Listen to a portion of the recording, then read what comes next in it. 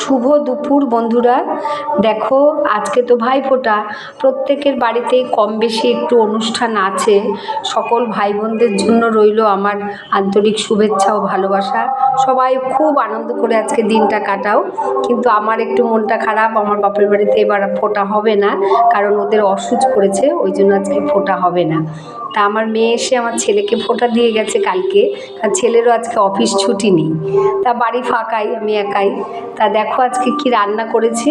আজকে রান্না করেছি সাদা ভাত, এখানে আছে কাতলা মাছ ভাজা, এখানে আছে পটল ভাজা আর বেগুন ভাজা, এটা আছে মুগের ডাল মাছের মাথা দিয়ে করেছি, আর এখানে আছে ইলিশ মাছ বেগুন দিয়ে কালো জিরে কাঁচা লঙ্কা দিয়ে ঝোল হয়েছে, আর এটা হচ্ছে কই মাছ, একদম গামা গামা তেল কইয়ের মতো করেছি, একদম শুকনো শুকনো।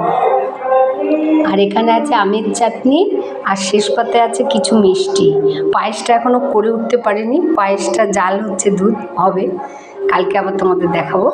তা দেখো আজকে এটুকুই। সবাই ভালো থেকো, আমার পাশে থেকো, সবাই সুস্থ থেকো। আর যদি রান্নাগুলো ভালো লাগে একটা লাইক কমেন্ট শেয়ার করো। টাটা।